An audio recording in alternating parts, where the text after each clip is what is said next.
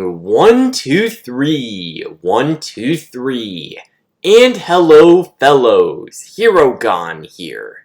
Today is Thursday, September 14th of 2023, and so far this week, oh boy, has the video game industry taken quite a few turns from the recent Unreal Engine 5.3 full release, which I'd say is a good thing. As a matter of fact, what you see right here, right now, is actually Unreal Engine 5.3.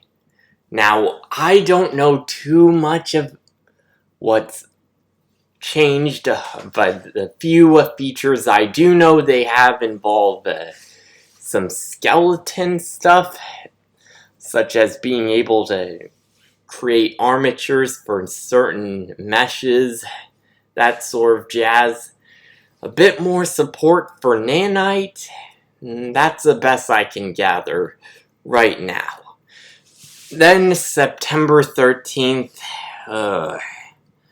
I hate to break the bad news, but I am well aware of how Unity has essentially screwed over a whole lot of indie developers with their per install stuff, where they're essentially forcing indie devs to have to pay every time someone installs their game for some weird reason. It's probably best that for those of my followers on Instagram and Facebook, you probably want to check that yourself. But moving into the more positive stuff, I am well aware of the Nintendo Direct's new stuff. Whether that's the new Princess Peach game now known as Princess Peach Showtime, the Luigi's Mansion 2 HD game, which is a port of the Nintendo 3DS title Luigi's Mansion 2, and even the surprise of a Paper Mario The Thousand Year Door remake. That's definitely a whole lot of Mario content, mind you, along with another game announced known as Mario vs. Donkey Kong, yet another remake of another classic title from the Game Boy Advance. But of course, I would prefer to get onwards to the main meat of the video. Credit goes to Shawnthebro for this week's Funlog Friday / Showcase Saturday video recording. Now, going for this week's tutorial is Instant Block, something that is well known amongst Guilty Gear fans. Instant Block can be pretty useful, and it is of course separate from the manual blocking and back input blocking, and we can of course implement block spam protection for Instant Block. Now, going into the code itself, we've got plenty of spots here and there. We've got a few new constant integer values, a frame window instant block, which is 8 frames, which is how much of a window we'll have to instant block. And the frames between instant block attempts, this is the amount of frames that must pass between block inputs to avoid being locked out of instant blocks. That's where the whole spamming protection for that comes in. Now, then there is the integer num frames until instant block attempt, where it's the number of frames until an instant block can be attempted again. Then start frame instant block, the frame the process of checking for instant block began. A value of -1 would indicate no opportunity for instant block. Now going into the code part itself, we've got our default values here. Num frames until instant block attempt 0, and start frame instant block -1. Now going down, we have start blocking, where we have some new logic to track our block inputs to enable spam protection for triggering instant block. If the num frames until instant block attempt is greater than or equal to, actually less than or equal to 0, sorry for the mix-up, then our start frame instant block equals cur tick, and the num frames until instant block attempt is the frames equals the frames between instant block attempts. Otherwise, we print a log saying our character has entered the blocking state too often, and hence instant block is invalidated, and start frame instant block is -1. And outside of that, there's a new line, num frames until instant block attempt equals frames between instant block attempts.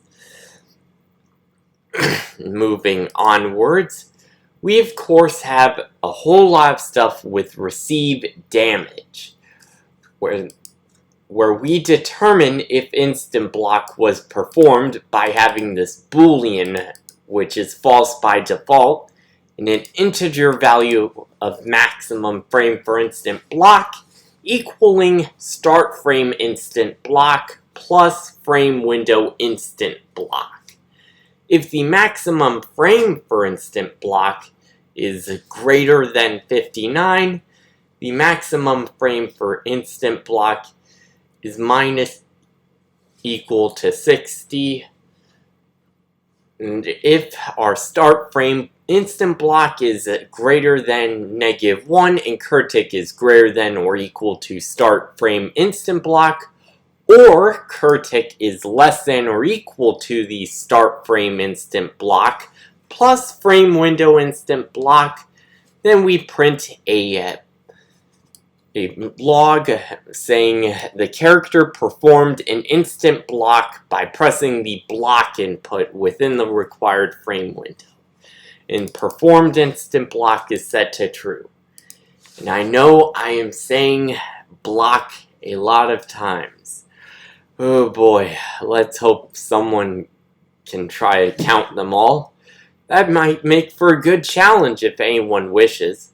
Moving on, otherwise, for all of this logic, if the start frame instant block is greater than -1 and cur tick is greater than or equal to start frame instant block and cur tick is less than or equal to maximum frame for instant block, then the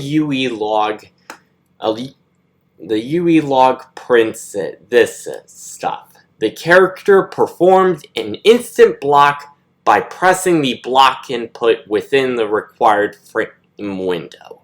And this is essentially for edge cases. Sometimes there can be certain things that happen and it won't always give us performed instant block as true. And of course, if we performed the instant block, we have no reduced damage used. It's set to 0 by default. 0. Then, of course, moving onward, if we did not perform the instant block, then we perform pushback, like usual. Then going further down into the tick, we have this new part, if num frames until instant block attempt is greater than 0, then we decrement the num frames until instant block attempt, reducing the number of frames remaining for instant block attempts. And I believe that is pretty much all for the code stuff. With regards to the blueprint stuff, I believe things are good there. So let's go into where things are at right now. We'll go into Learn, versus practice like usual. Then on to Adam Mortem being our usual old character that we choose. P to skip everything here. Now, in case you'll notice soon enough, if I can press the block here, but I can also try to spam it. And you'll see that if I keep trying to spam it, the log gives me a warning that the character has entered the blocking state too often in few frames. Hence, instant block is validated. Then, of course, if I go up to one of my enemies, then I block. I've performed an instant block by pressing the block input within the time frame window, the required frame window.